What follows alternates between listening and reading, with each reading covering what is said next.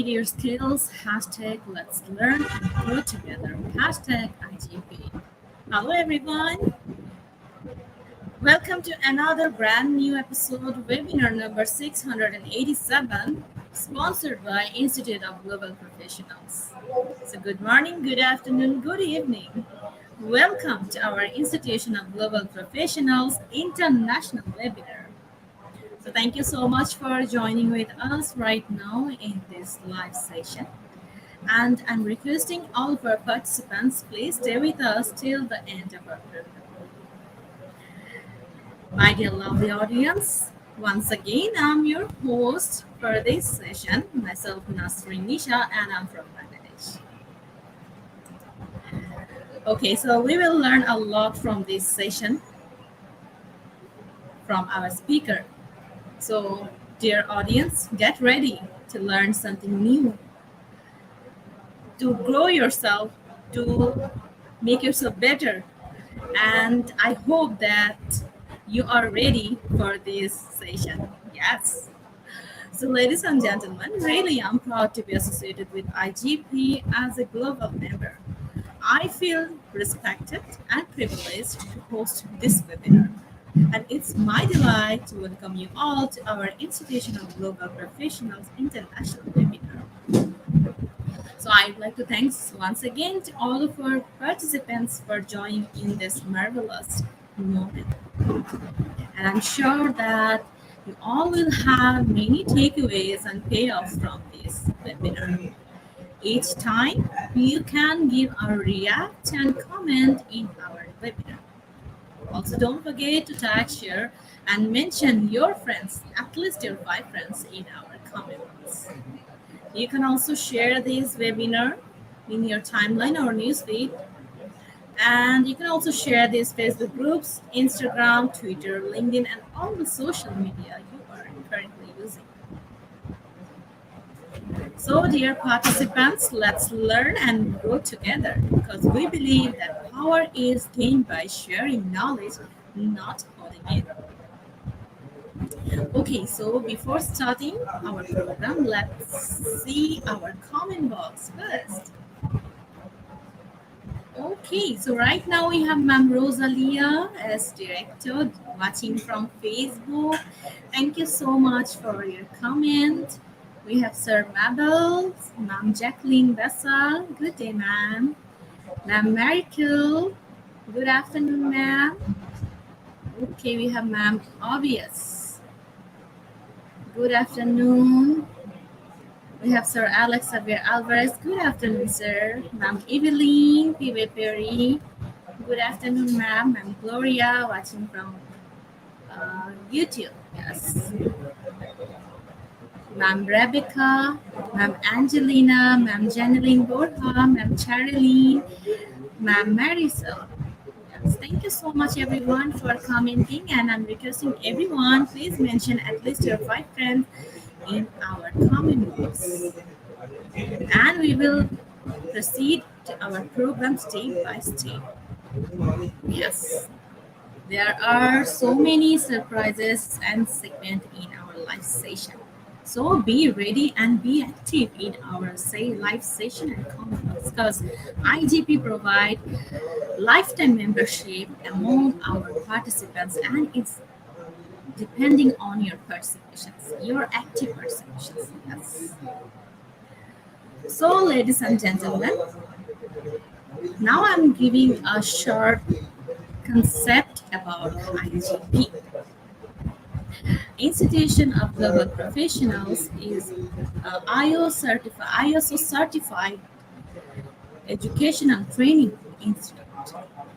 IGP is a non-profit educational institute serves students and community resource, providing holistic social work and education for create a proficient generation.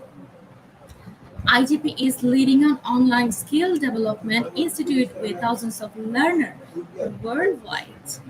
We make it able to use for every knowledge seeker to originate their personality more ambitious, make confident to face any circumstance and develop own skills. We are entrusted with international recognition. IGP believes that it's not effective to increase one's skills just by acquiring formal education. So we provide effective training and consultation to generate professional generation all over the globe. We organized our webinar, online, offline courses, etc. by guests and trained speakers from all over the world to create a best learning platform for all of you. And our mission is empower people, our youth, and enhance. So we have successfully completed our 686 number webinar in the morning session. And this is webinar number 87. The topic is fostering youth leadership in the online classroom. So, dear participants, let's start our program with IGP's mantra or slogan that is feed your skills. So, you can also comment in our comment box with hashtag feed your skills, hashtag IGP. So once again, I'm reminding all of you, don't forget to tag, share, and mention your friends in our comment box. And also give a thumbs up in our live webinar and our official page. And also don't forget to give a thumbs up to our new page for our junior learner, that is IGP Kids. So I'm requesting all of you stay with us till the end of our program because we will share the international webinar code in the end of our program. Okay, so let's welcome right now to our honorable speaker from Philippines, Ma'am Cheryl Bresby Pascal. Welcome, ma'am. Good Hi afternoon. everyone. Good afternoon and good How are morning you? to some parts of the world. How are you, ma'am? Yes, good morning, good afternoon, and good evening to everyone. I'm seeing a lot from the Philippines here in the comments, and some from Kenya, I believe, and other parts of the world. So shall we start now? Yes, ma'am. So I'll be sharing my screen.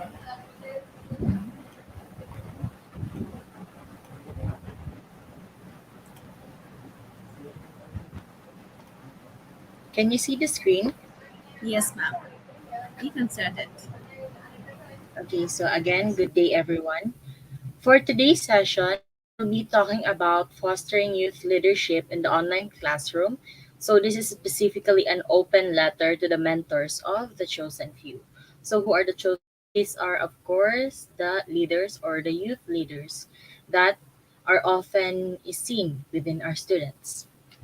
Okay, so a few months before I was asked for a certain topic, I was looking into our educational system because at that time, I think a few months before, we are focused more on the pandemic. So we're always on the online classroom setup. However, just recently, we have transitioned from the online classroom into a blended learning. In some parts of the world, they are already moving forward to the face to face setup. So I've decided that not just in the online classroom, I would also share to everyone what it is like to foster youth leadership, whether it's in the online, blended, or face to face setup. So first, before anything else, let's first define what leadership is. So leadership is both as a research area and as a practical skill and covers the ability of an individual, group, or organization to lead, influence, or guide other individuals, teams, or entire organizations. So you can see from the definition already that this is the common concept of leadership. It's all about teamwork, motivation, competence. It's often associated with a group of individuals being led by a certain person. It's rarely associated with a person leading himself because they say that's a different concept. That's different from leadership. However, this is the main reason why leadership is often viewed as a contested term. What do you mean by contested term? It's often the cause or the reason for debate. Some people say leadership can be applied to oneself. Some people say leadership is more focused on others. So there are different concepts of leadership, and in today's session, we will redefine what leadership is, especially in the context of youth today. Because leadership today is very different from the concept of leadership before. Because before, when we say leadership, it's all about others, how you serve others in the form of leading them into progress, into development. But today, a lot of research have already acknowledged that leadership starts with one's own leadership, self leadership, how they manage themselves before they manage others. So if leadership is actually simple, is a simple concept, what is the problem? So where are our profound leaders? There's a lot of contest, or rather a debate on where are effective leaders right now, because they will be the model of the leaders, of course, right?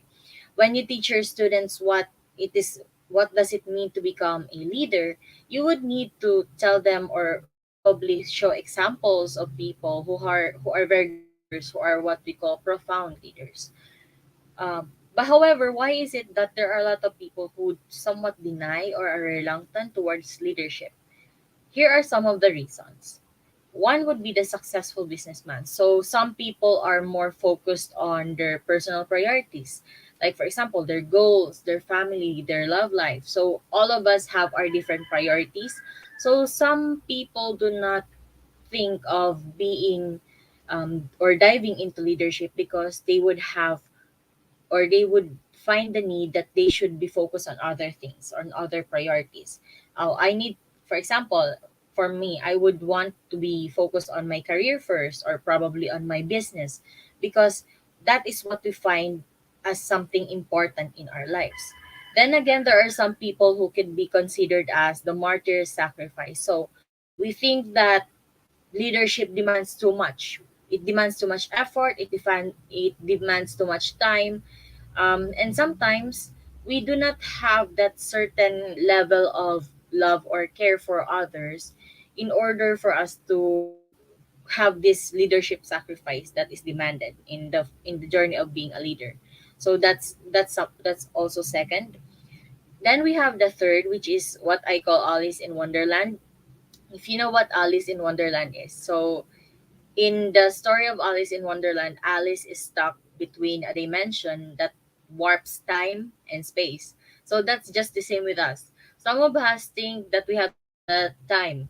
In Philippines, we call it the manana habit. Manana habit, or the great manana disease, is all about the concept of one person thinking that they have too much extra time, that they can do things tomorrow. Like for example, if we have a certain problem in community or in society today, we can think, oh, the next generation can have that. Oh, we have a lot of time in the future to fix that. Let's not focus on it now.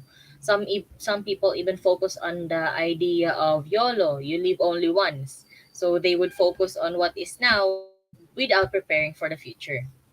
The next would be the motivator. So a lot of us rely too much on population. We wait for others to do the saving or to do the leadership. We think that, oh, maybe some in some other part of the world, the next Jesus would be born. The next person who will lead the community into a better place would be born. We can just rely on that person. That person will come. We can do our own things. So we just pass it on. We just pass on the responsibility of leadership. The we just pass on servant leadership. All the service, we just pass it on and rely it on to a certain person. And also your ex. So I just associated it with your ex. So when we had a relationship, we often give up too easily, right? Before we move on to the commitment, most of the time we just drop it up. When problems arise, we often just say, oh, I can't do this. Maybe we can make it work, so let's just drop it, let's just give it up all too easily. So just a little problem, it's already the end of the world. So that's a lot of startup leaders, beginning leaders, youth leaders. This is what happens to them. Without proper motivation, without proper problem solving, critical thinking, and a lot of things that would empower their leadership, they just give up easily. So they never made it to that point wherein they are already profound society leaders. So those are some of the reasons why leadership cannot progress properly, even especially in the classroom. Like some people have a difficult time developing leadership in the youth because some of these reasons. So, what makes leadership unique than other skills? Because leadership is actually a skill. If you've been into LinkedIn, you can find a lot of programs there that says you will develop leadership skills if you watch this, if you watch that. So, if it's a simple thing and if it's just a skill, so what makes it profound? Why is it some companies would love people, or especially youth, young prospects, to be or to have at least profound leadership? So, according to Merriam Webster, profound meant something that is strongly felt. So, that means profound leadership is something that resonates not only to yourself but also to others. For it to be called profound, you need to strongly feel it even with yourself, as well as to the team or to the group that you are leading or you are being a leader on. So when it resonates, there should always be a response. So if it is profound, if it resonates, if it is strongly felt, there should be a response from the people. So of course, that's the produce of leadership. You would need to have or some sort of feedback. You would need to have some sort of feedback from your group or your team in order for you to confirm that you're doing what your form of leadership is successful, or is what is called profound. So most successful leaderships are centered on reflections, self-realizations, community service, and conquering fears on commitment and responsibilities. So those are always the terms that we need to remember. Successful leadership, again, is centered on reflections, self realizations, community service, and conquering fears on commitment and responsibilities. So, why do I repeat this? Because this will be the basis of how we foster youth leadership. If we always have this form of reflection, self realizations, community service, and how we conquer fear on commitment, especially with youth, because most youth they are kind of fearful with responsibilities, duties, and obligations. Sometimes they even question themselves whether they are capable of that. So if we make it clear to this youth, to the young people, that leadership can be developed by simple reflection, by making them realize something within themselves and within their community, we would be able to develop young leadership, youth leadership in the classroom much easier. So, what makes it hard for teachers to develop leadership in the face to face or in the online classroom? Because, as I've said, initially I wanted it to be on the online classroom, but then again, I said, why not add something up? Because we are transitioning into the new normal wherein we already have face to face, we have blended learning. We can either have online or face to face meetings. So, in this case, what makes it hard for teachers? When I taught once in junior high school. I think in some countries it's in middle school. A lot of the students have these problems. That's why whenever I talk to them about the probable option of being a youth leader, because I've been into development programs myself as a young student and also as a teacher, I asked them, why do you not want to become a young leader? And these are some of the reasons I've found with a lot of my students, as well as different youth members I've asked before in my different speaking engagements. They said that one, the children or the youth don't understand and are reluctant on leadership. They express that they do not understand what it means really to become a leader. They just see leaders as someone who's in politics, someone who is probably active or just telling them what to do. That's all they think about leaders. And this makes them reluctant on being a leader because there's a lot of responsibilities. They also said that they are afraid of it. They are afraid of commitment because some students have, especially nowadays, if you have observed teachers, right? Some students have this certain characteristic wherein they transfer interests or focus. sometimes they focus on some things, sometimes they focus on another. So if they're going to commit themselves into one group, into one, let's say, one advocacy, they would have to drop it every now and then, and that would not be good with being a leader, because if you're a leader, you need to be consistent at least in one area for you to develop successfully. So that's it. They are afraid of responsibilities. Also, they sometimes we often teach unconsciously to students that only high performing people can be leaders. So teachers, I think you already know this as an educator. By the way, I apologize for the noise. um, as educators, we're often taught that we should not have favorites, or we should not have biases with our students, that we should not only focus on high performing ones, but we also focus on everybody in the class. However, there are some teachers who subconsciously, for some reason, teach students that only high performing students can get into the top. Most of the time, if we probably elect, even in the online classroom, we elect class officers, to maintain a lot of the daily functions in the online class. There are some that would focus on those students who are already student leaders, or are already um, very much high performing. They have high grades in classes. Those are the ones who would be given the responsibilities of the online class. But then again, not everyone who has high academic performance is a good leader. There are some students who are not very good with academics. However, they are very good with people.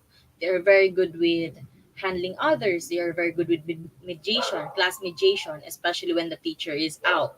So some youth, or maybe most youth, are thinking that, oh, only high performing ones can become leaders, so we should not just try we just need to just let them do the job. So that's not good. Next is that some students would be taught that some voices cannot be heard. What do I mean by voices? Not actually voices, the voice, the what we hear now. That's not it. Sometimes some students are taught by teachers that they cannot be heard. Like if they have their certain opinion, they would not be acknowledged. So that's not also a threat for the teacher. But then again, it leaves an idea to the teacher, or rather the student, that leadership is not needed much, because why would they become a leader if they cannot be acknowledged, or their opinion as a student cannot be heard?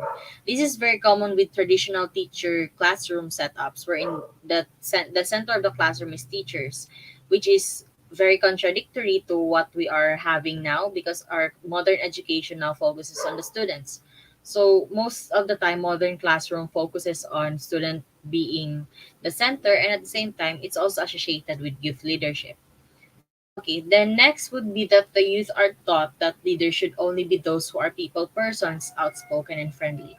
So this is very contested as well, because leaders in by their nature should be at least very good with people. So that's also called people person. And being outspoken and friendly helps with being a leader. But then again, that's not just the component of being a leader. Being a leader is not just about being people persons, outspoken and friendly. Just to share, I myself was a student leader once, but I was not the people person. I do not share a lot. I do not. I'm the type who works behind the camera. That's the form of leader I am. If I were, I would just do my job at the back and support for those who are more outspoken leaders of the community. And it is only by a little bit of step by step progress that I was able to develop being outspoken or being expressive with my ideas and how to talk with people about that. So it's leadership is a progressive or a development. There are development stages in leadership, and that is what we need to teach the students, because sometimes they have this misconception that leadership is just a born nature. It's in the person. um It's not something to be learned, but actually leadership is a learned skill. You can develop it. You can. It's not something that just comes with a snap. It comes with years of development. So why not just develop them in the online classroom? That's what we need to teach the students. So how do we actually develop leadership in the face-to-face or online classroom? So I put here three stages. It's learn, train, and succeed. So learn, you need first to understand the concepts or goals of leadership. What do you think about leadership? What is your core of leadership? Why do you want to become a leader? You need to clarify that first with your students. Next is to train them. You need to help them develop themselves towards that certain goal. If they want to become youth leader, what do they need to do in order to develop their leadership skills? How do you, as an educator, help them? Like for example, what tasks would you delegate on them so that they would become or somewhat develop leadership on their own? Because it's not really nice to um, de- depend everything on the teacher, right? Teachers, we have a lot of things to do, but then again, you can just somewhat guide them or like put in little bits of clues on how they would self reflect, how they would develop themselves on their own. Because that's what is metacognition is, right? If you teachers, especially I think those who have living in the Philippines, I know that you everybody knows that in Bloom taxonomy, the highest would be self creation or evaluation at that point, which is focused on metacognition and how you develop yourself on your own. So that's one of the greatest things you can input here. You can let them find their own way on their own. Next is to succeed. So this would teach them how to evaluate themselves on whether they actually succeeded in developing leadership by themselves. So those are the three stages: learn, train, and succeed. Next would be let's focus on learn. So how do you make your students define your own leadership? So you ask these questions to them, teachers. What is leadership for them? Who are they truly serving? Is leadership about them or other people? And who should they look out for? When you focus on train, you need to make your students evaluate the roots of their leadership. This is different with succeed. Succeed is evaluating their success. In train, you need your students to evaluate the roots, the main roots of their leadership. What is the core of their leadership? How they develop it. So here you can ask this question or you can try to make activities based on this question.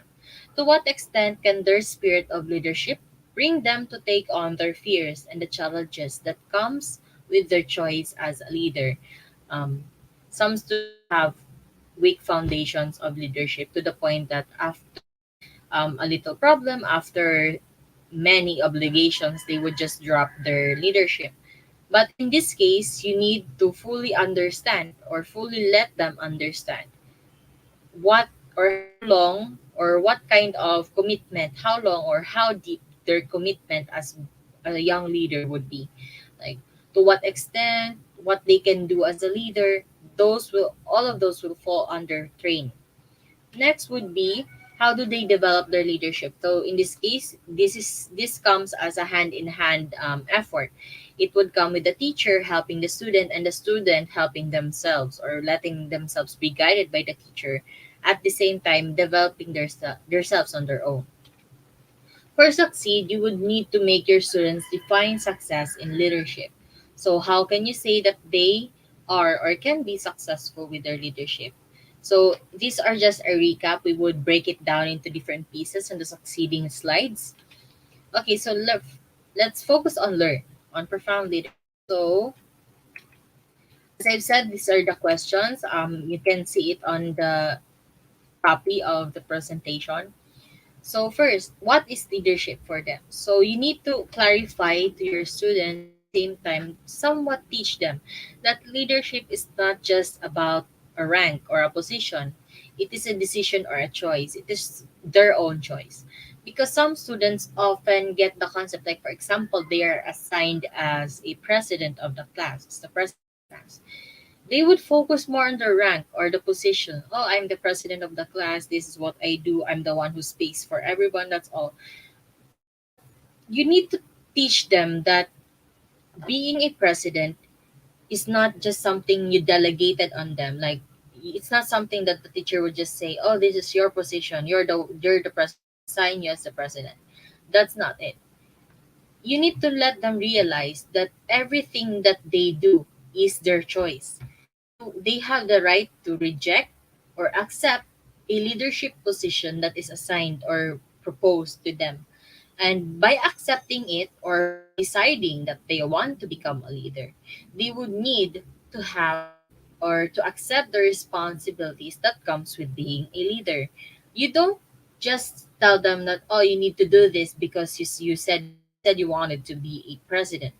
No, you make them realize that there's this certain balance with focusing on what they do rather than what they are.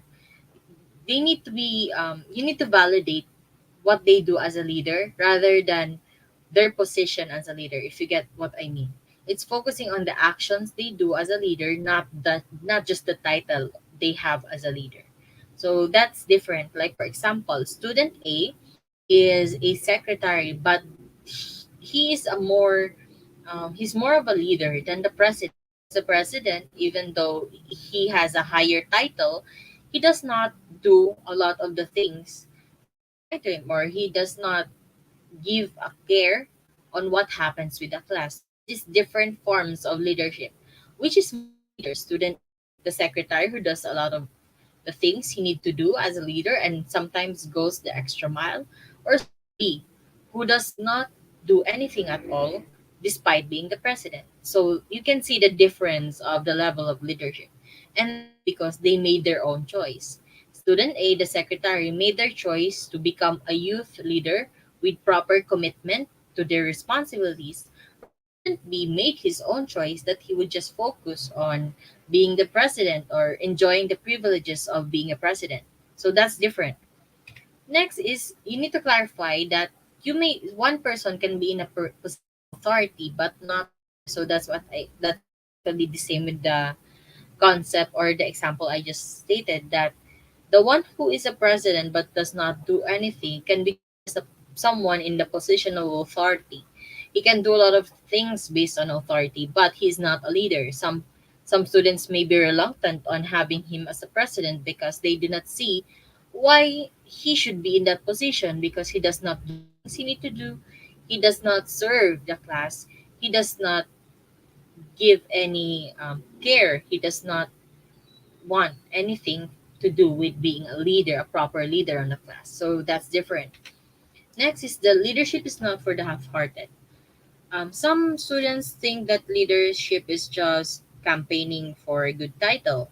Some students would even think that, oh, it's just the benefits of being a leader. You would get additional points from educators or from the teachers, because that's what happens in the real classroom, right? Teachers, some teachers expect that if you're a class president, or if you're someone from the roster of officers, you would get extra points in class because that comes with being a leader.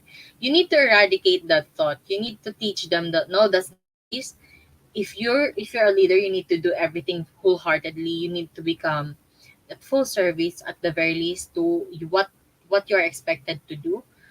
It does not come with merit system in that case, because if we teach students that rewards often come with additional grades or stuff like this and that, sometimes they would just associate being a leader with additional points. They would not see the importance or the essence of leadership, what it is to become a young leader. So teach them that leadership is not for the half-hearted. Next, this is from the Lima. If this is from the Philippines, a politician in the Philippines, she said that leadership is our biggest challenge and our biggest opportunity. So, what is leadership to us, especially to teachers and the students themselves? Because that's what I said. A lot of people focus on being assigned to a position but not committing to the position themselves.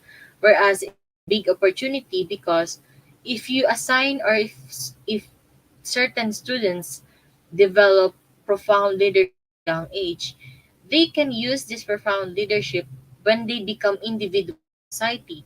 And Profound leaders are assigned in society. For example, your student. You don't know, you might not know that the next president of your country would be in your classroom. And as a teacher, if you had taught them young or youth leadership at the very start and you've already guided them into proper morals, prop, proper commitments and servant leadership in the classroom, they would apply it in the society, and when they grow up, or for example, let's say hold a position in the government, they would apply it there.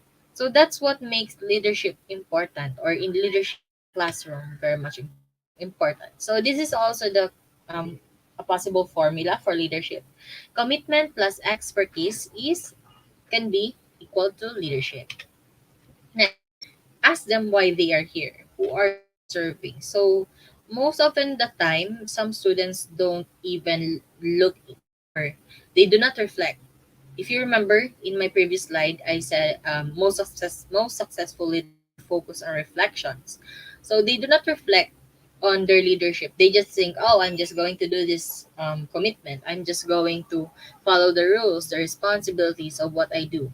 But they do not um, dwell deeper. They do not think deeper on what is the reason why they serve the class, why they do this, why do they want to be a leader.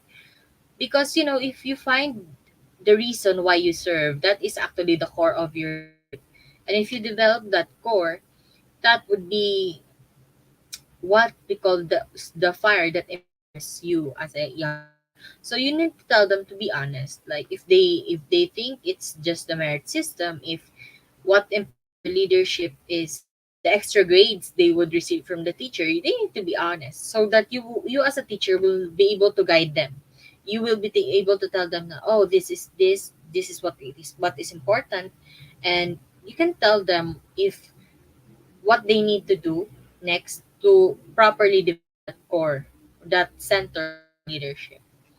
So do you ask them, do they really commit themselves to the cause they are fighting for, or to the people they claim to serve? So you need to question them.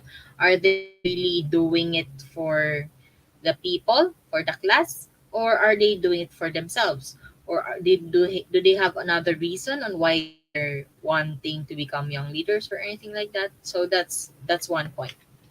So is leadership about them, the space? Is leadership about them or other people? So it is actually about both. You need to clarify that leadership is not just about serving others.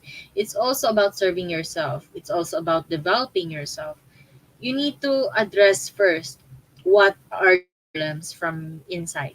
So leadership is from inside out. It's something that starts in the inside of a person and is resonated outside. So if you are a good leader to yourself, there's a high tendency that you would be a good leader to others. So you need to start addressing first the problems inside yourself, because it's something that comes in. Maybe it's some of you teachers are associated or have been studying psychology. You know it, right? There are a lot of psychological theories that show that people problems we have with ourselves are often resonated outside. It affects how we address others, how we interact with others. So that's also the same with leadership. It starts from the inside to out. Then it is also who they are in action. So it appears with everything that they do, with their acts, with the way they talk, with the way they speak. It's always coming out. So they are their own personal leader, and their choices for themselves will affect their life as a people leader. So again, focusing on the ideas personal leader to people leader. So you start as a personal leader to yourself.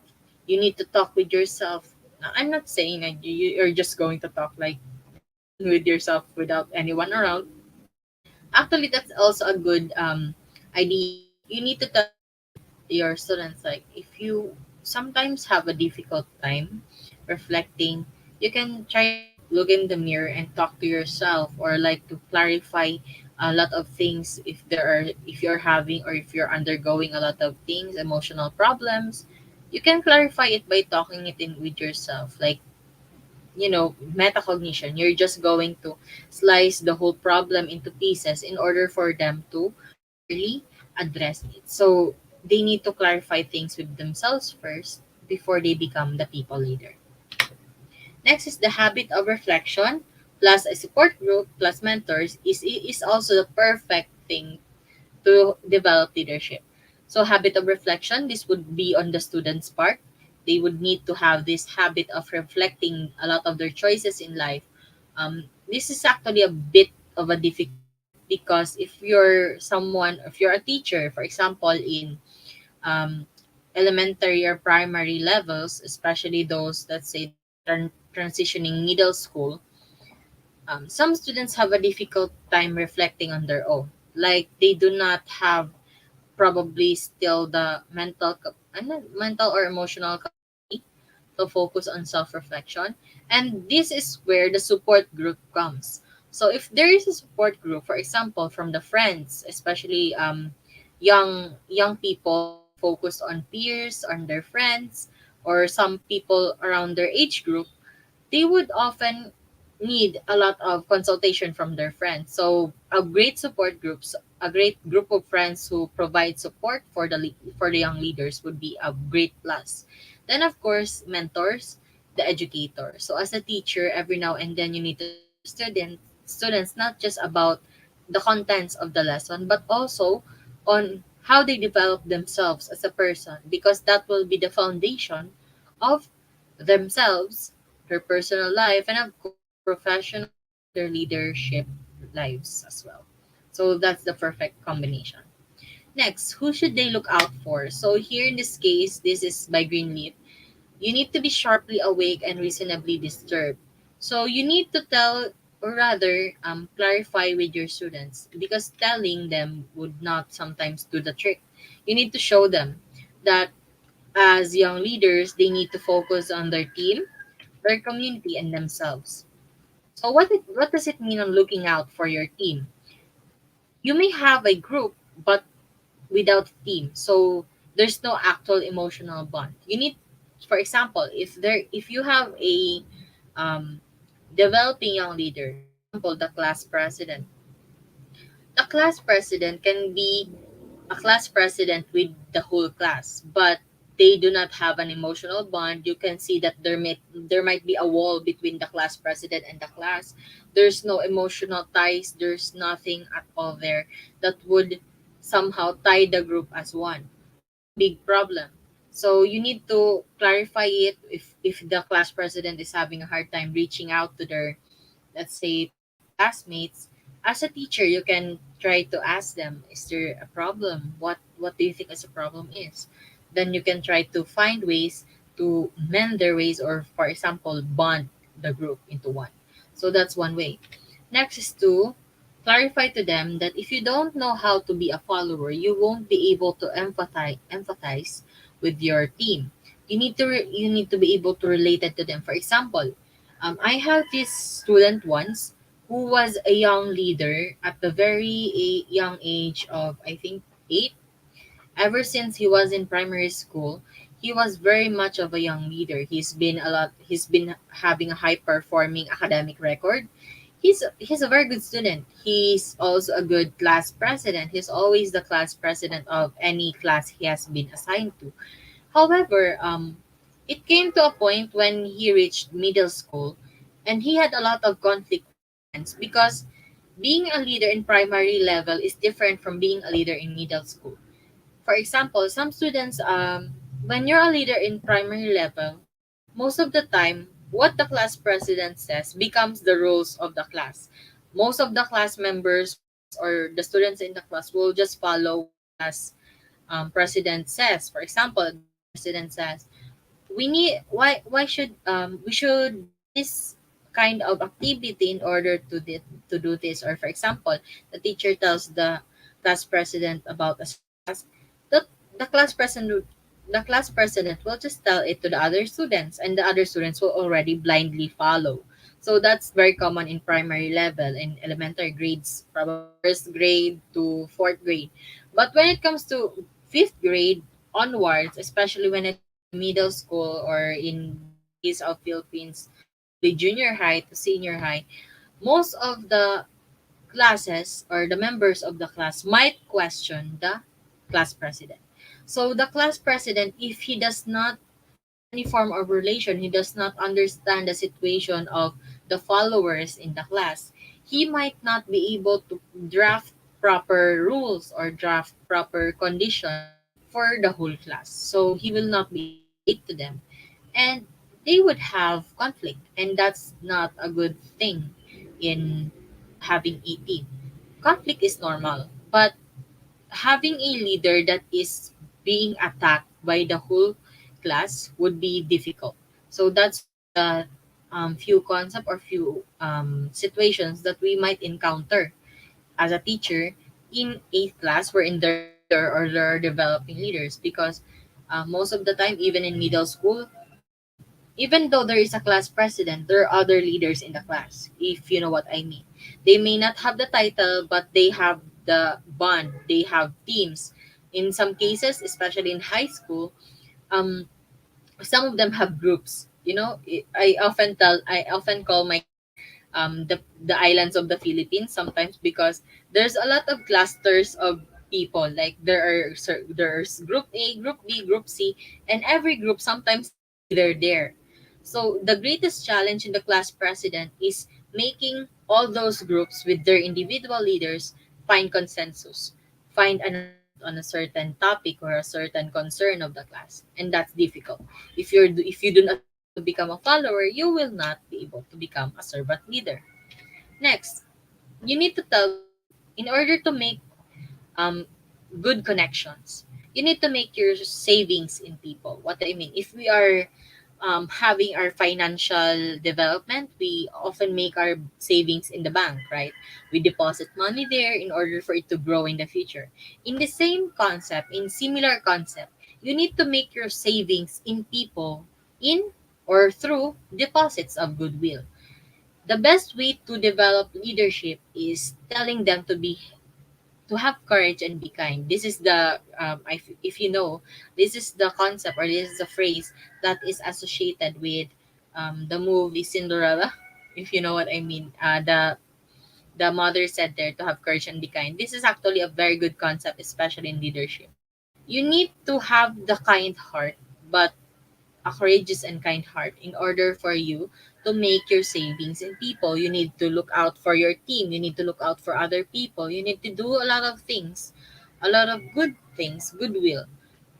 Actually, goodwill can also be some things that, for example, your team does not want something that you want to do as a leader, but you find the need to do that task because it's what the team needs. They do not want it, but it is what they need to develop themselves. So that's one way. It's a deposit of goodwill, even though the team may not want it. If it's something that you think would develop or would help the team, it's already considered as a deposit of goodwill. So on looking out for the community, here are some phrases. Right, sorry.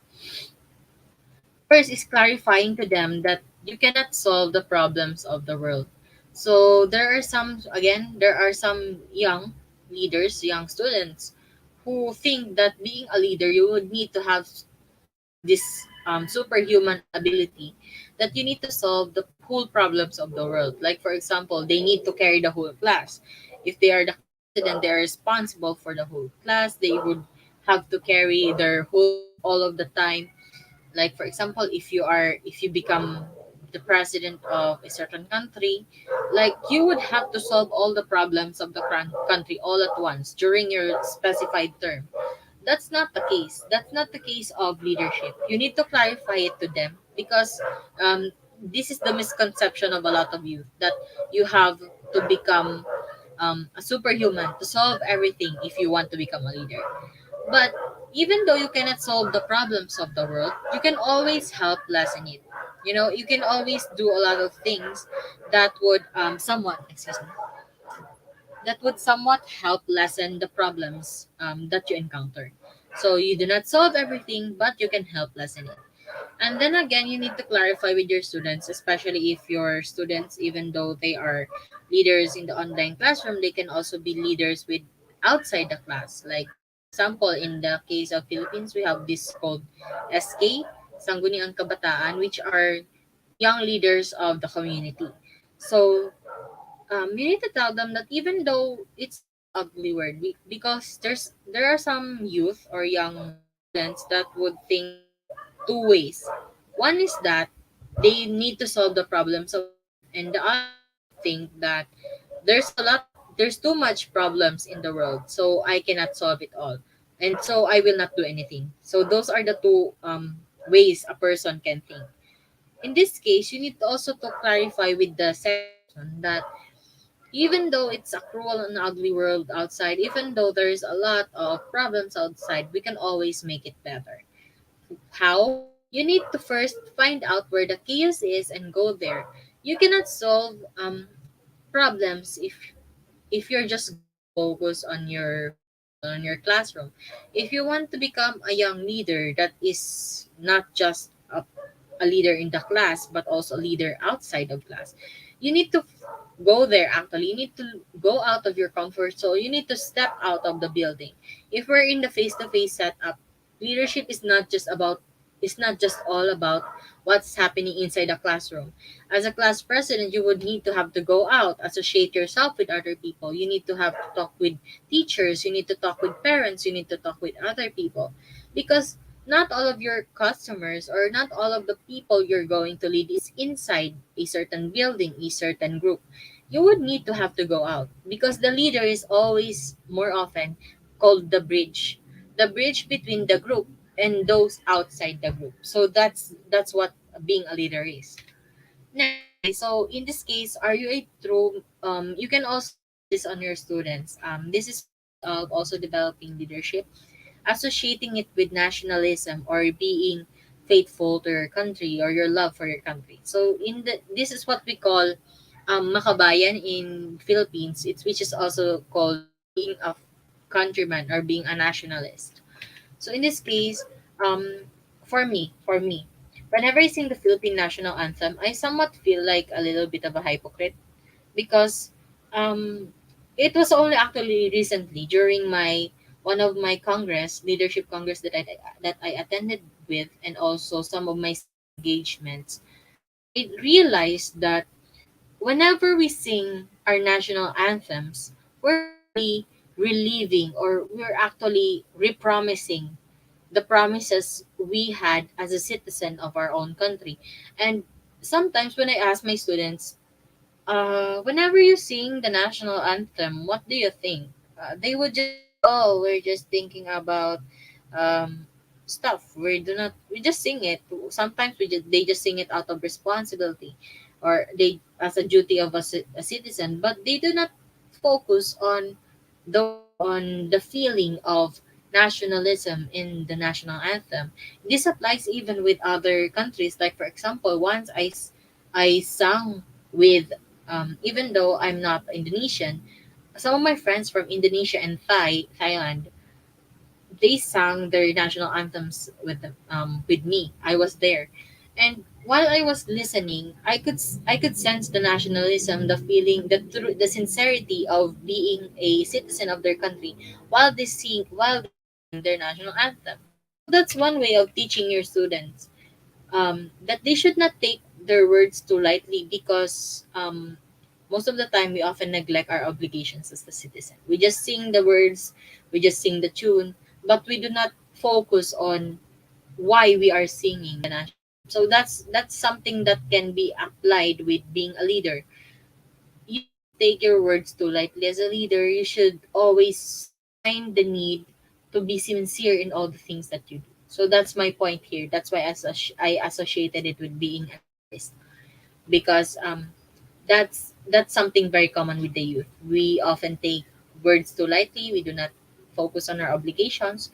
We do not focus on what we are saying, or what we are actually, or the gravity of the words, because we always need to understand that some people still rely on words. Like if you say something, they would automatically believe it, especially if you are an aspiring leader. So next would be on looking out for themselves. Always remind them this. Once you handle your group of 10, you will be responsible for 10 lives because you're the leader. But then again, who will be responsible for you, right? There are a lot of young leaders, especially I think this applies to all leaders. Um, Most of them do not take care of themselves. Like they are too focused with their responsibilities, their duties, their obligations as a leader that they do not have the time to take care of themselves. They do not think about themselves. So if you're responsible, if you're think about it, if you're in a ship, or like for example, if you're in the raging sea or ocean, and your team and you are drowning, you're going to save 10 people. But what happens if you get sick? Like if you're going to save them from drowning, you save 10 people. That would be taxing on you. That would be hard on you. But then again, you start having cramps. You're starting to have weak, to feel weak. Who will be saving you?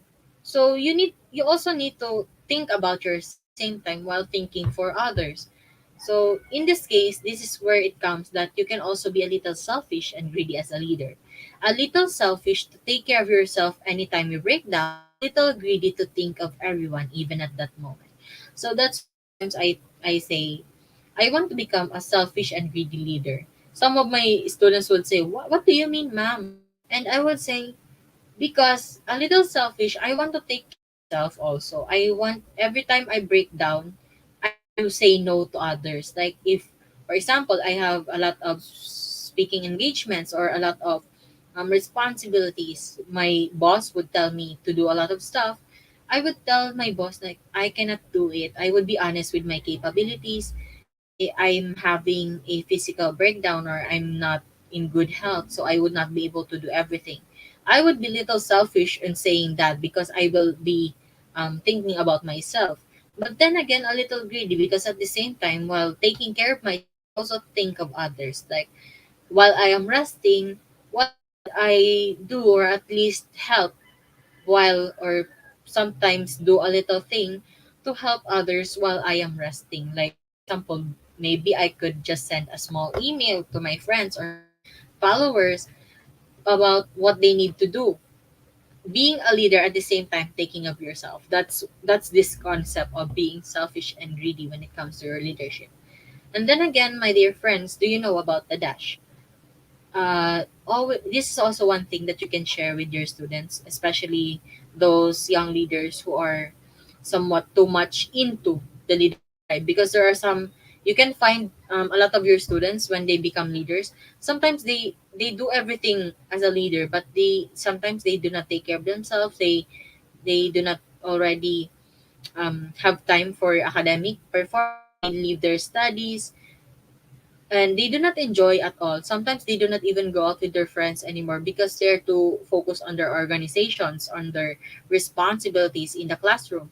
So, what this is something that you can say or you can tell to them when you remind them. After this session, you can search this online. It's called the Dash. It's actually a poem. I do not just put any video here because this is a somewhat long discussion, but basically this is about if you know grave styles, don't we put something like this marble stone when there is a grave? In this marble you can find the picture of the person died, the date of their birth, and the date of their death.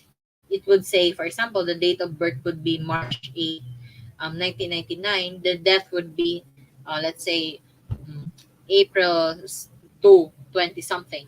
So there is this small dash in between. Do you know? Between the birth date and the death date, there's this dash. So the concept here or the idea here is people often remember your birth date and death date. What is important is the dash in between. What happened during your life during that dash? From your birthday to your death date, what did you do? So a lot of people use their life with materials, with collecting assets, collecting material possessions. For example, getting a car. They focus on their career. They focus on their building their own house, having their own house, their families, their lives, etc. But the most important thing about using your dash or using your life is how you impact people, how you serve others, how you give a part of yourself to others, and how you take a little bit of others to make yourself. So that's what is important about your dash. So actually, this the dash is one of the things that remind me a lot of my leadership. So you can always search this up, look it up in the internet, and tell your students to read this even in class. Um, this might be life changing for some of them, and they would realize a lot of things about the things that they need to take priority in their life. That it's all about relationship with others and not just material possessions. So that's one thing. Next is to learn on failure. So to test their limits, they should learn to take risks and commit mistakes. So let them understand that not everything not everything ends with failure.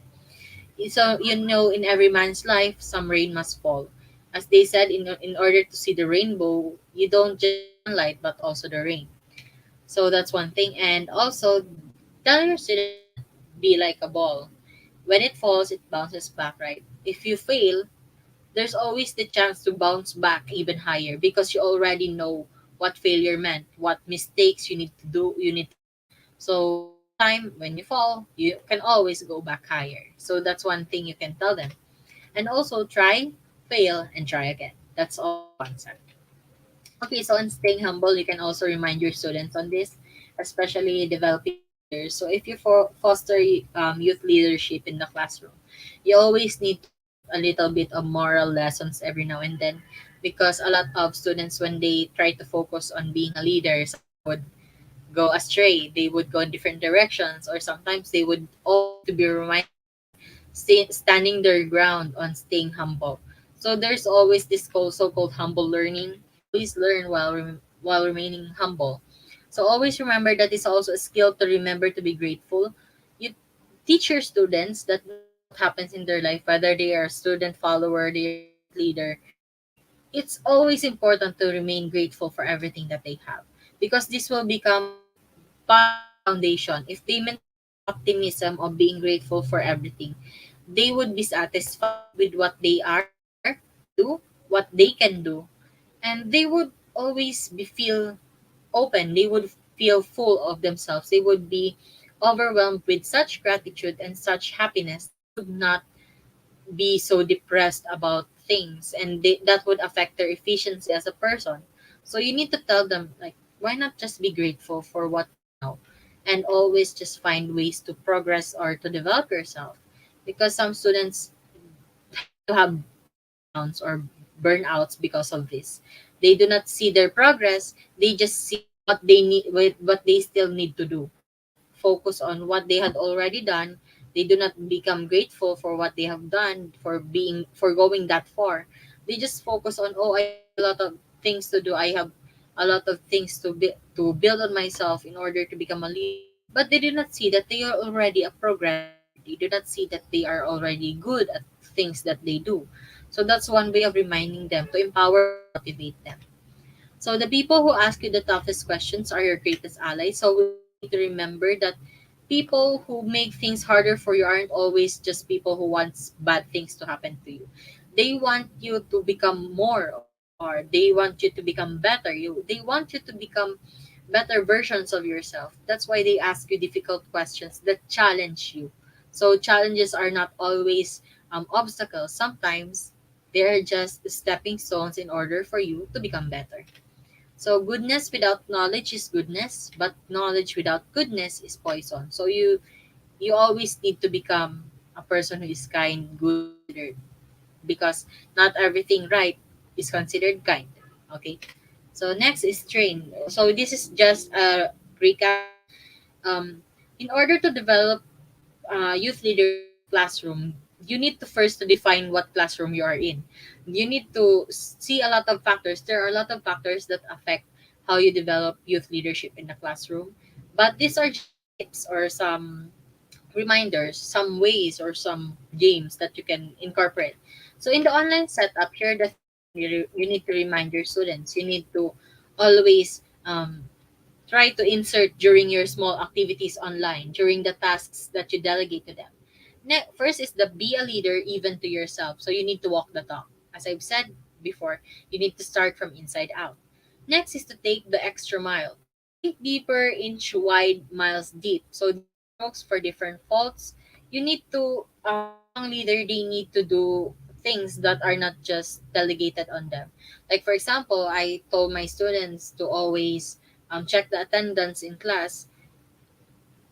A profound young leader will do more than that. So that's one way. You need to um, think deeper or do things in a wider scope without being told.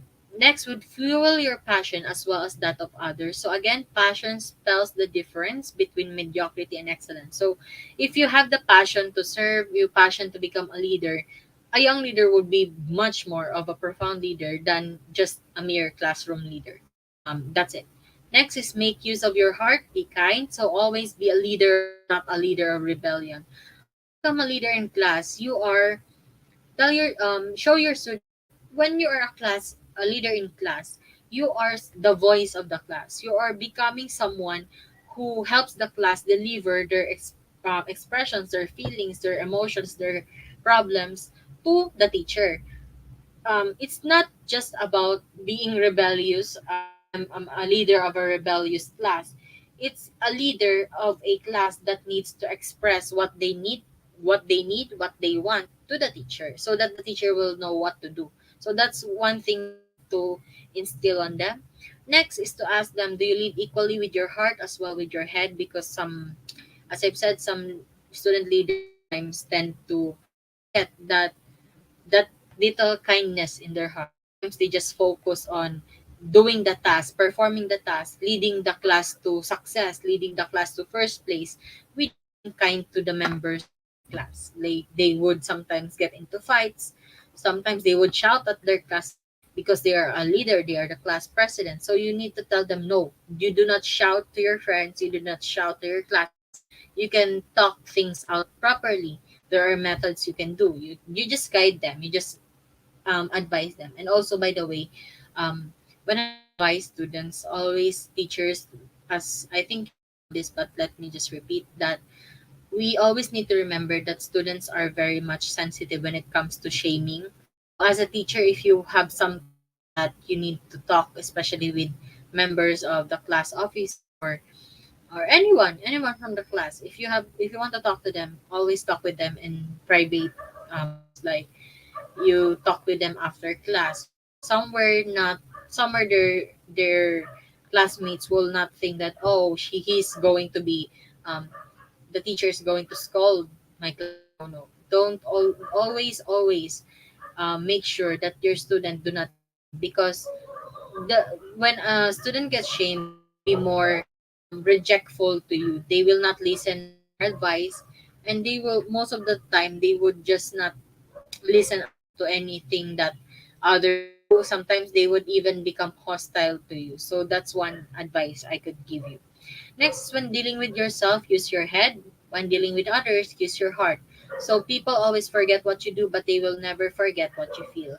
Always tell your developing young leaders in the classroom that they it's not just about accomplishment. It's about how you let people feel that they are being heard. How you let your classmates tell them, child, it's about letting your classmates feel that they are part of the group rather than what your group does or what your group achieves. It's more on having this concept of unity, having this concept of togetherness, not just on how much you achieve as a group, but more on how much you are a group. That's the concept.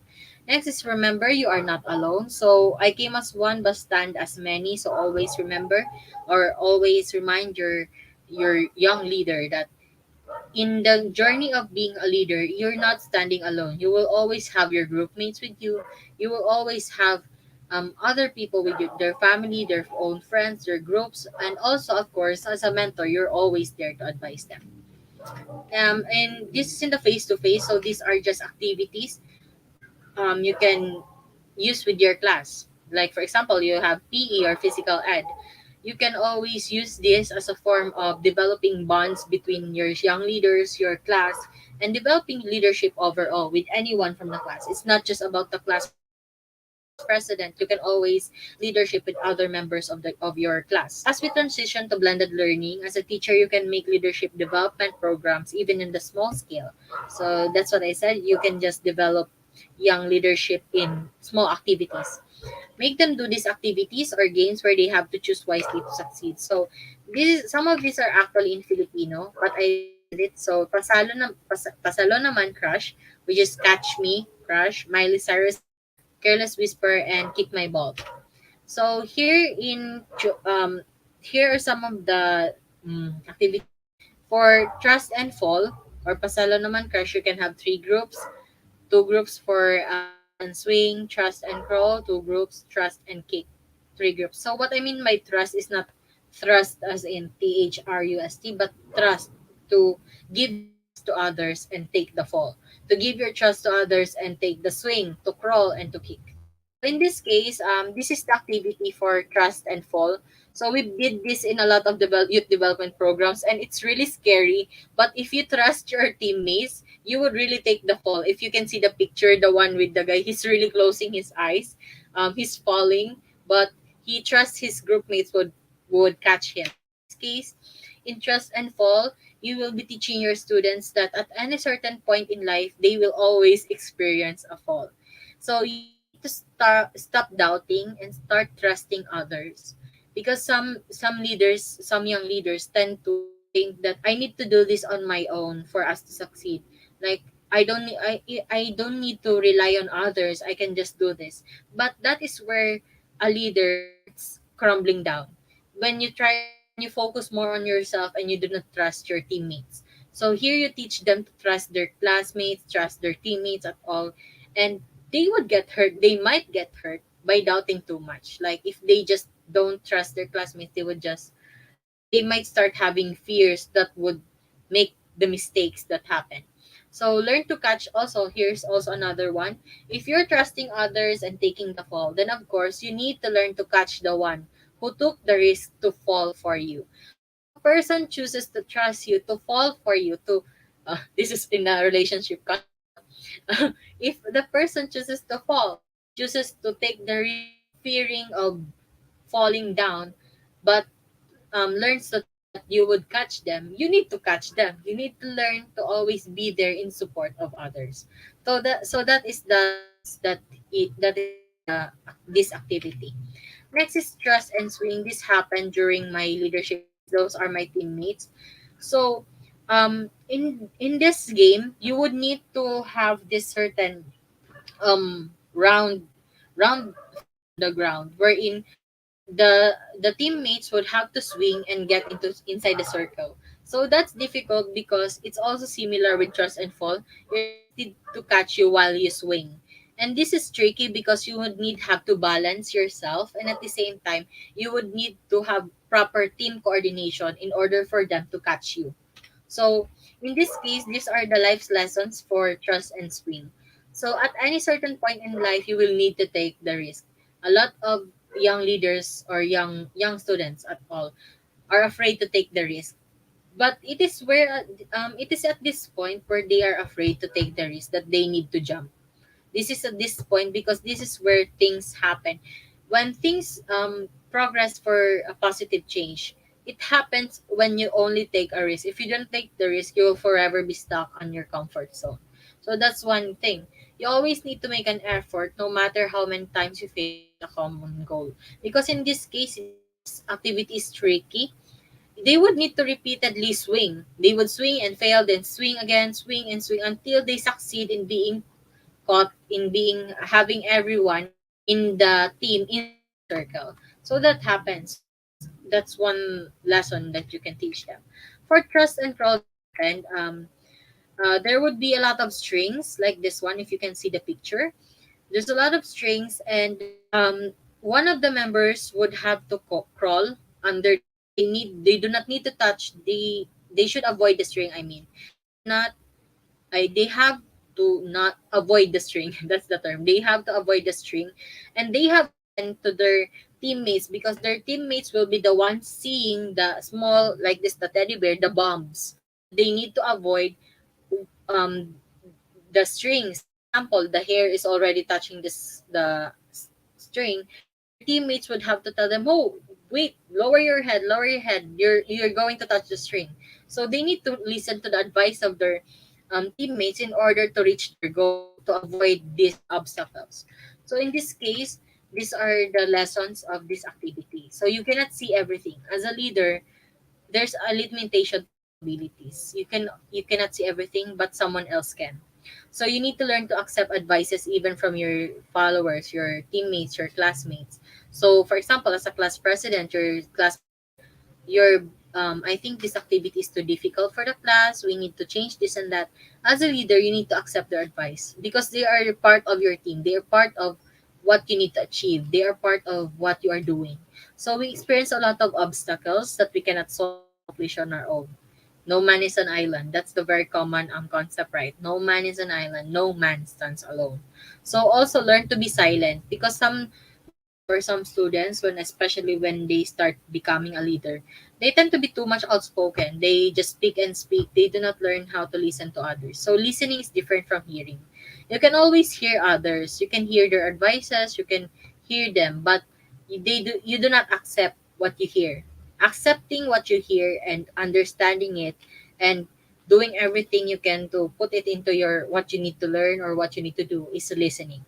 So always remember, teachers, listening is different from hearing. You need to teach your students to listen, not just to hear.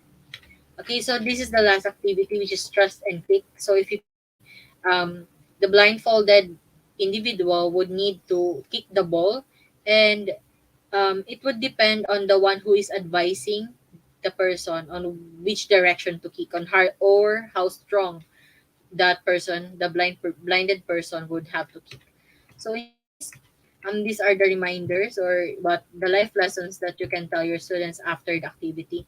So blind as we may be, there are people willing to help us get on track. So even though we are sometimes we can get blinded, sometimes we can get depressed, we can start on being this so-called hiatus. We do not do anything anymore. Like we don't have the will to do everything or to accomplish everything. There's still a lot of people who will be there to help us. So teamwork is necessary in accomplishing your goals. So always learn to become one with your team.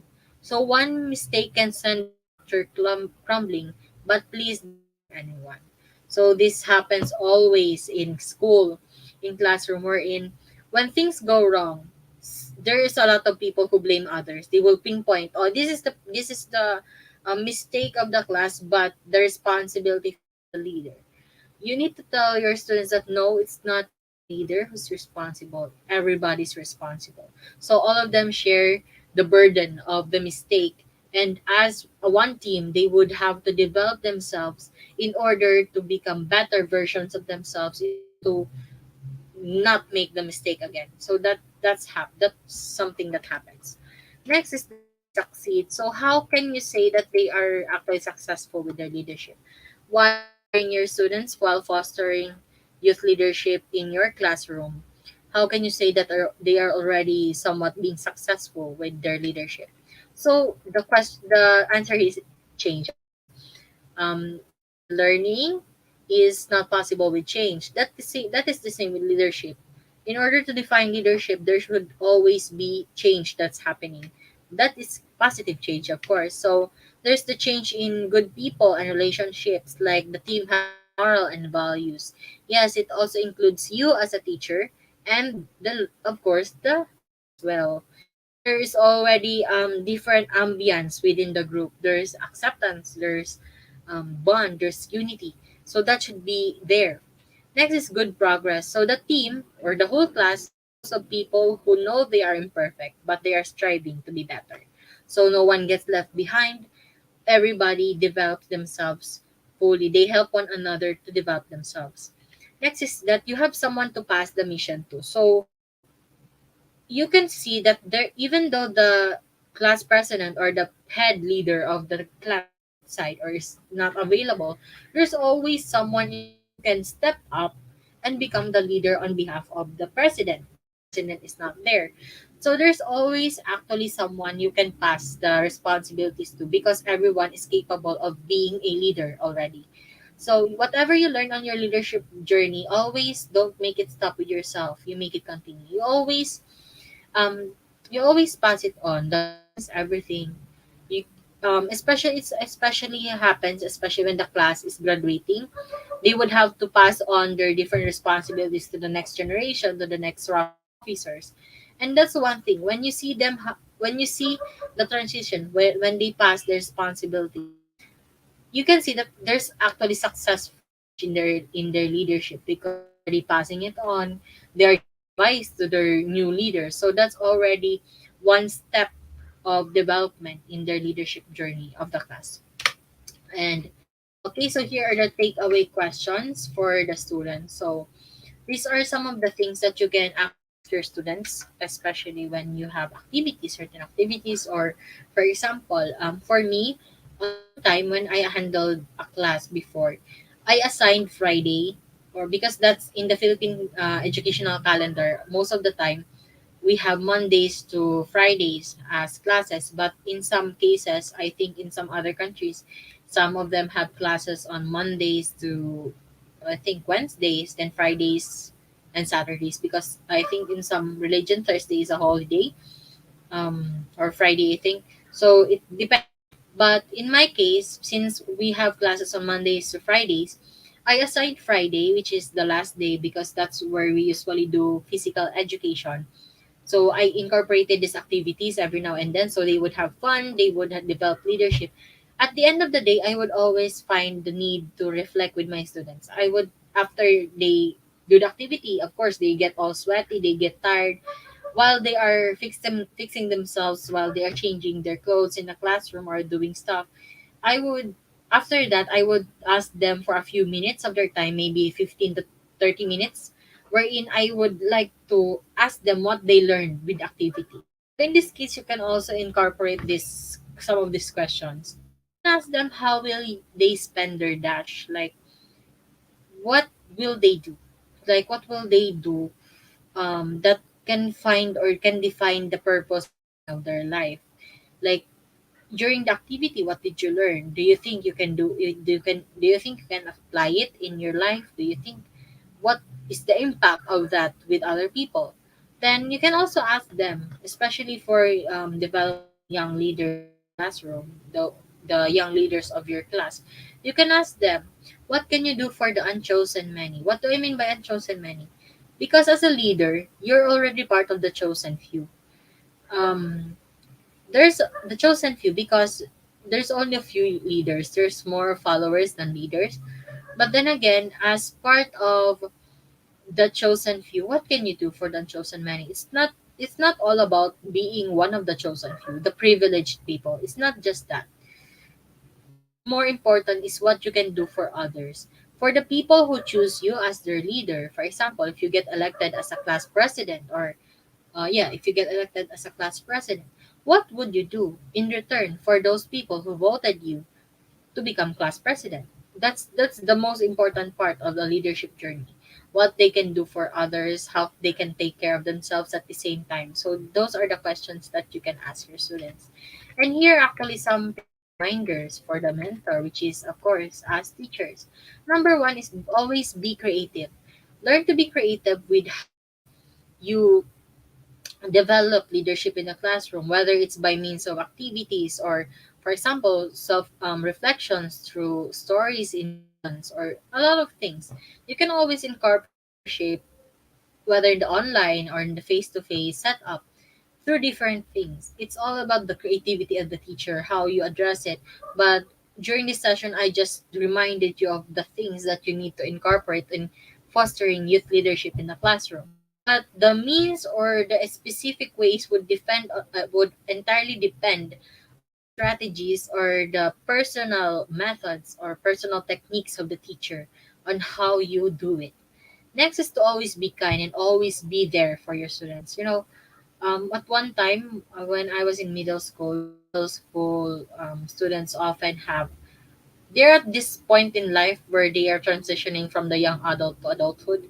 So they would sometimes have this conflict with emotions. They sometimes get too sensitive. So one time, one of my young student leaders in the class suddenly called me at 3 in the morning. So that's very early. I was asleep. I was actually no, I wasn't asleep. I mean, I was actually just finishing my reports I just got home, I think, from my work because I have a lot of engagements. And she suddenly called, and because I was a teacher, because I was her mentor in leadership, I had the time and the extra hour to listen to what she has to say, to her problems and stuff.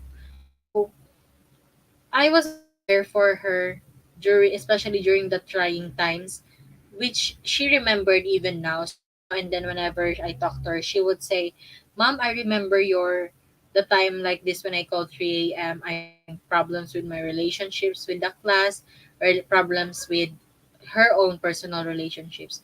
And that's one thing that's good, because a mentor, being the role model of kindness and support to others, will help your young leaders learn how to become support groups for others as well, and to always lead. So that's one way. You need to become a model of young leadership yourself, as a teacher, as a mentor, before you can expect that same thing with your students, with the young leaders you're developing. And always, always to be consistent, of course. All of this will not be possible if you do not have consistency.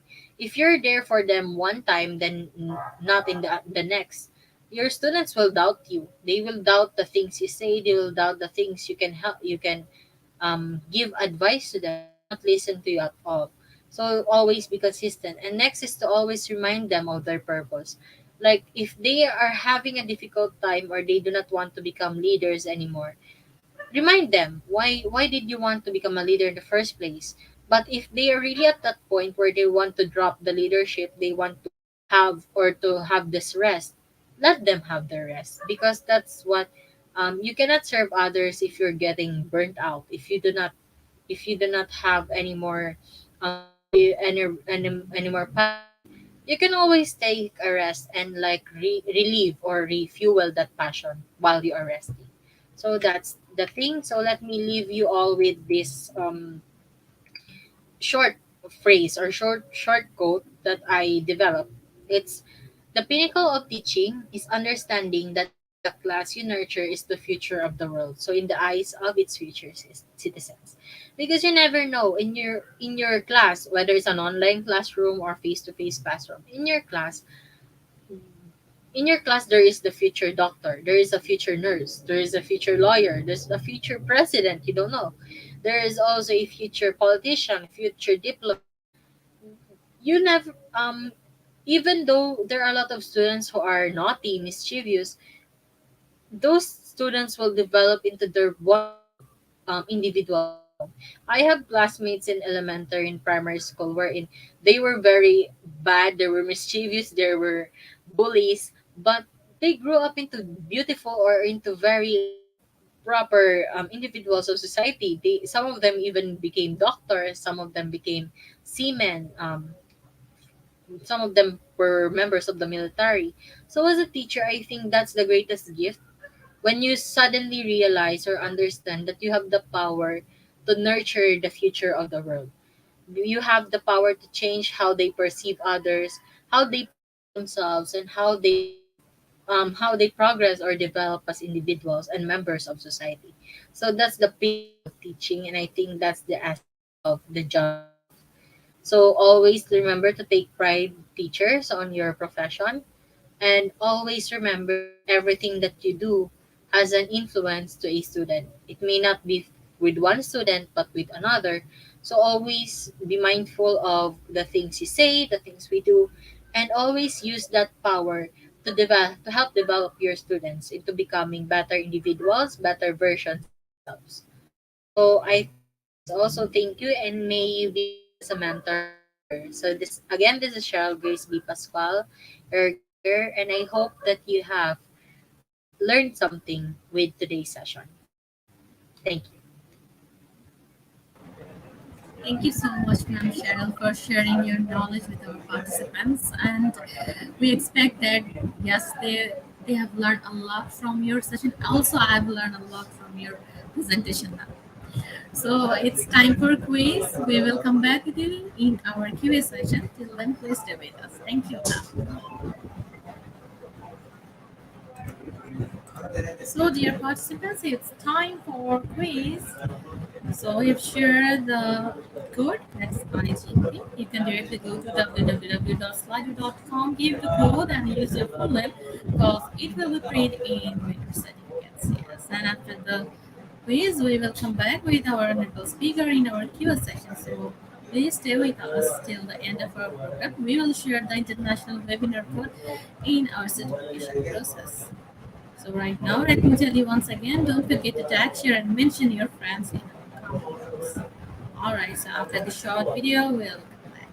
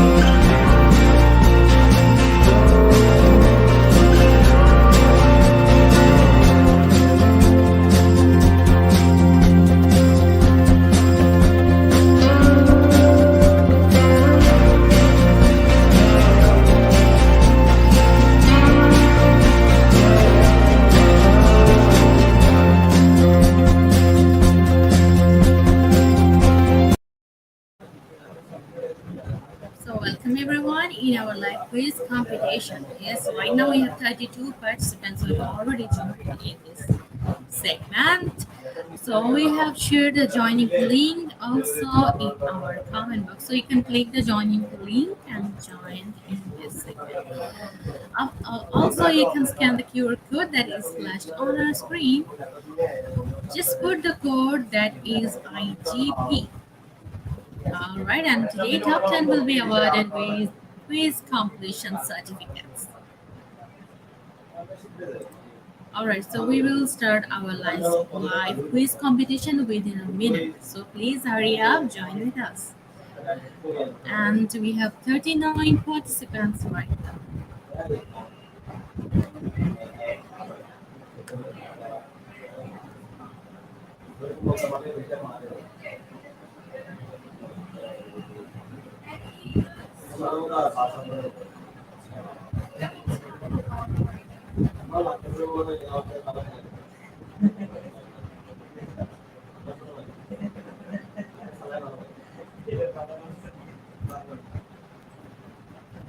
Alright, so we will start our live quiz competition within a minute. Once again, thank you everyone for joining in this live quiz competition.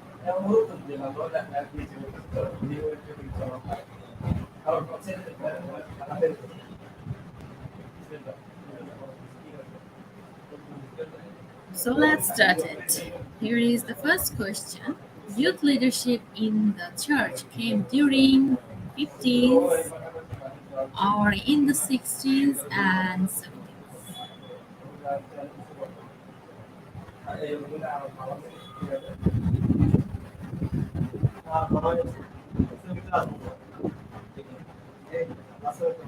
The time is up. Let's see the right answer. That is option number 2, and 51% of our participants got the correct answer. Option number 2. Yes, this is the correct answer.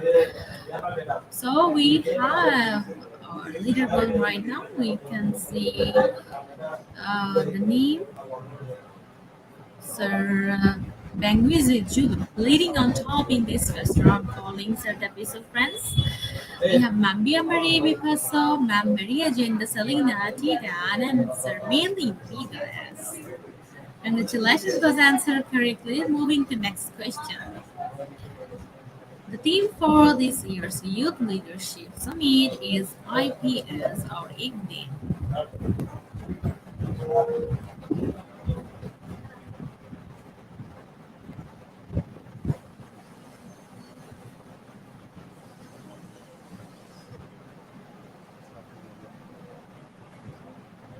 So the time is up. Let's see the right answer. That is option number two. 50% of our participants got the correct answer.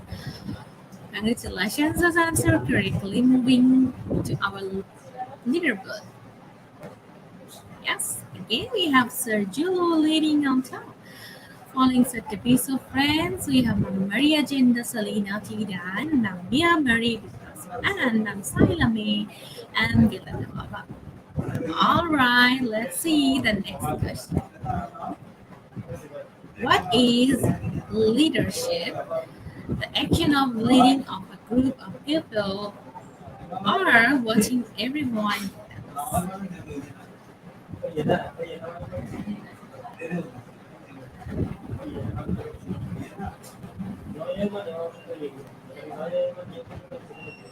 So the time is up. Let's see the correct answer. That is the action of leading of a group of people, and all of our participants got the correct answer. Great, congratulations.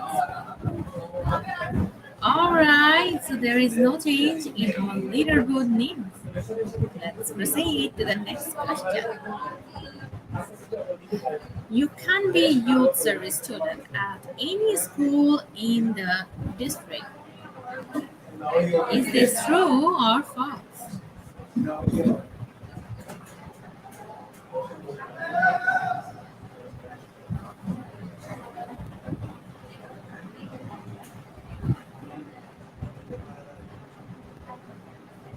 And the right answer is option number one, true. 96% of our participants got the correct answer. Congratulations. All right, so right now in this round, we have Sir Base of Friends leading on top, following Sir Julu, Ma'am Maria Jenda, Salina Tidan, Ma'am Bia Marie Picasso, and finally Ma'am Saila Mia Villanova. Okay, so let's see the next question, question number five. Which doesn't represent an example of a type of cultural diversity in the classroom? Option number one, likability, or option number two, gender.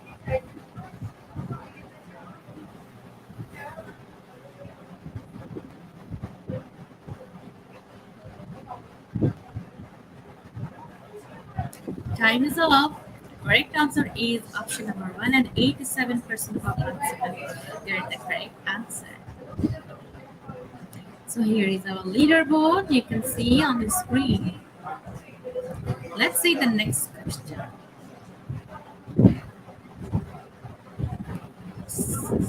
Selflessness is not a leadership equality. Do you think it's true or false?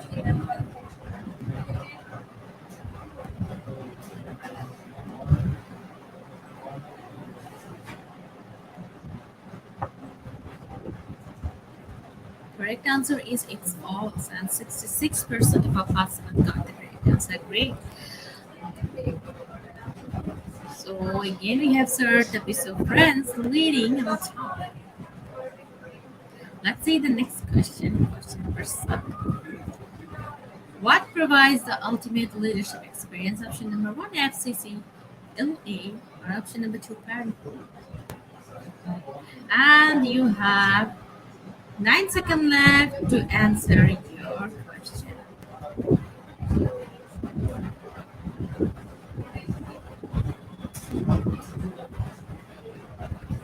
Correct answer is option number one. 41% of our participants got the correct answer.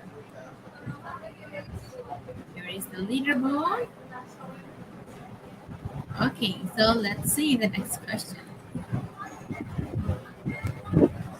Teacher leaders engage in leadership activities outside their classroom that identify educational challenges. Option number one, true, and option number two is false.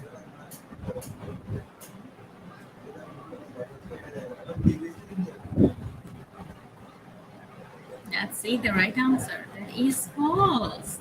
And only 5% of our participants got the correct answer. Here is our leaderboard. All right, let's see the next question.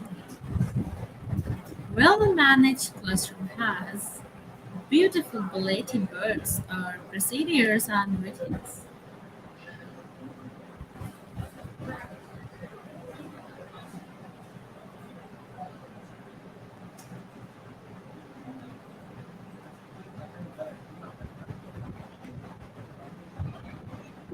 The time is up. Correct answer is option number 2. Procedures and routines, and 98% of participants got the correct answer. Lovely. Let's see leaderboard. Yes. Okay, so we have lost one more question, then we will get our top 10 quiz competition winners. Last question. For our online learning, we use Seesaw or Clusters.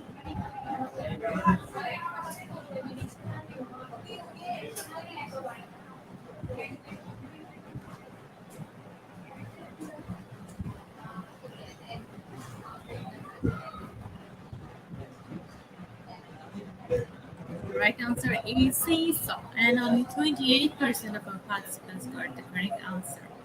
Let's see the leaderboard. Yes, congratulations, sir. The base of friends are leading on top. Following, we have Mambia Mary Picasso placed second, Mam Nika Jenna Javier placed third, Sir JB Garcia placed fourth, Sir Joel Bernasser placed fifth. Congratulations to top five. All right, so we have Sir Bernardo R. Guevara place 6, Ma'am Charil and Infante place 7, Ma'am Maria Genda Solina Tita place 8, Ma'am Gina Lane Villar Resurrection place 9, and finally, Ma'am Leah Fakunla place 10. Congratulations to our top 10 quiz competition winners. Okay, my dear quiz competition winners, you will get your winner certificates from our Facebook official page, and after the quiz, after the program, end of our program, we will post it. So don't forget to collect your winner certificates. So now we are moving to our next segment, Q&A, question and answer. In that segment, you can ask your question or queries from our honorable speaker, Ma'am Cheryl. So get ready with your questions. After the short video, we'll come back. So let me remind all of you again, don't forget to tag, share, and mention your friends in your comments. Enjoy this short video.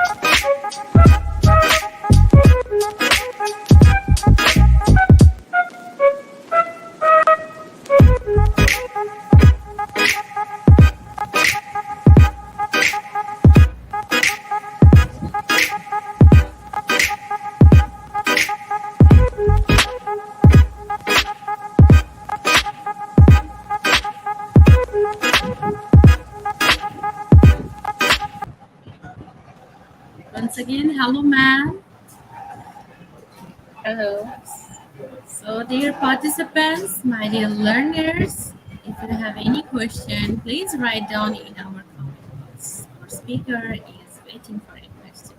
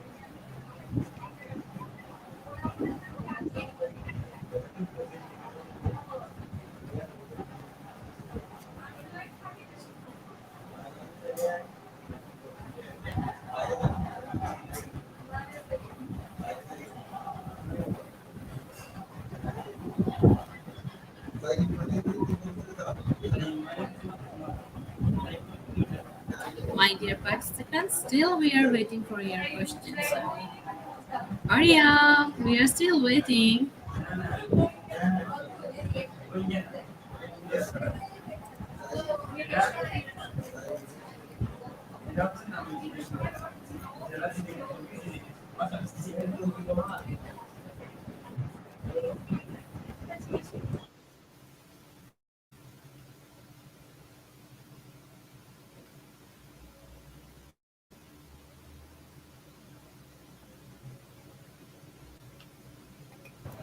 All right, so we have a question from Sari Paula Liberan. Good afternoon, Ma'am Sheryl. How do you encourage someone to be a leader when the learner is extremely passive? Okay, so thank you for the question, Mr. Rainy Biran. So I think he's from Philippines. So there are actually many ways to like encourage someone, especially with being extremely passive, because there are some students who are just extremely passive because they did not still find a mentor or someone or somewhat of a role model in order for them to be inspired to become a leader. So sometimes it can come from like you can help them find connections with maybe older young leaders in order for them to get into the leadership movement. Sometimes you can also encourage them to join leadership congress. Like for me, back then when I was in college, I was extremely passive as well. I do not want to be associated with much of the leadership um, movement. But then again, my mentor, who is actually the dean of our college at that time, pushed me, despite being reluctant, to join the National Congress, wherein I was selected from as the top 80 here in the Philippines. And then after that, because of the speakerships of different prominent people, I was somewhat inspired to join into the leadership movement, and it came one after another. And again, after hearing a lot of advice from other people, a lot of input, I was already encouraged, despite being passive at then. You just need to awaken the inner passion to serve of a person. And it can come with different suggestions, advices, and of course, activities that they would enjoy. Thank you so much, ma'am. So next question is from Ma'am Jacqueline Dasa. What are the factors of effective leadership? Suggest some activities that you can conduct in your classroom to enhance the leadership skills among the students. Thank you. I think the best or the factor of effective leadership wherein that can be associated with activities in the classroom would be something that catches the interest of the students and at the same time inspires servant leadership. There's a lot of leaderships, but the most effective factor is being of service. If you teach your students to develop trust, at the same time, serve others, being selfless, as seen in the quiz, right? Being selfless is one of the best factors of leadership. So teaching them to become selfless at the same time enjoying being selfless, because there are some people who are being just selfless but they do not enjoy the idea because they think a part of them is being taken by other people. But if you teach them or your students to see the perspective of sharing themselves to others in a positive light, you would be able to enhance their leadership skills and at the same time let them enjoy the activity as well. So it comes in, it's like two birds with one stone. So I think that's it. Thank you, Sir Jack. Thank you so much, ma'am. So there's a comment from Dr. Kalpana. Excellent presentation. Thank you so much, ma'am. I think there is no more question from our participants.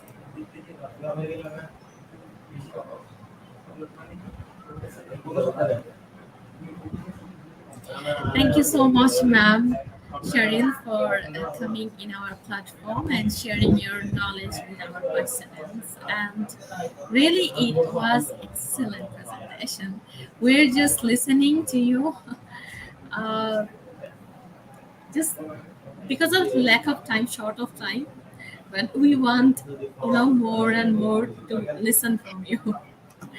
And we are really looking for another session with you if you want. Yes. Thank you. Yeah. Thank you so much. So, ma'am, do you want to share or do you have any message for participants? I think I've mostly given the proper message on my presentation with the last thing about reminding you of the pinnacle of teaching. But then again, I would want to congratulate everyone as well for finishing this session and at the same time being good educators to our students. And I hope that you make the great impact to all of our students as well because I know everyone have something special inside you as an educator that can help our students remember you all throughout their lives. So I hope you do everything in your power to do that. And at the same time, I hope everyone gets what they call the pinnacle of teaching, the essence of teaching, or the reward of teaching in your own journey as well. So thank you, and I hope you have a great day. Thank you so much, ma'am Cheryl, once again, and congratulations. Thank you. Have a great day, ma'am. All right, so now we are moving to our next segment that is certification process. So after this short Thanksgiving video, we will come back and we will share the international webinar course so that you can collect your ISO verified certificates from our website.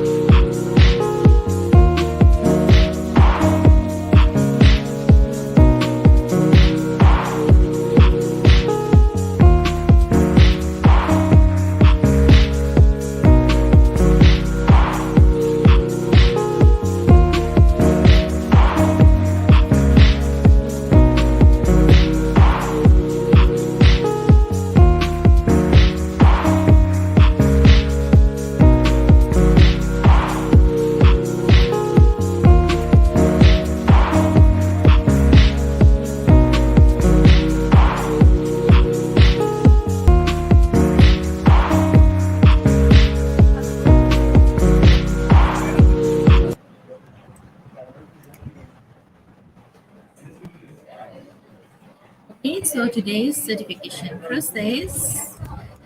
The program name is Fostering Youth Leadership in the Online Classroom, and the code is IGP3210.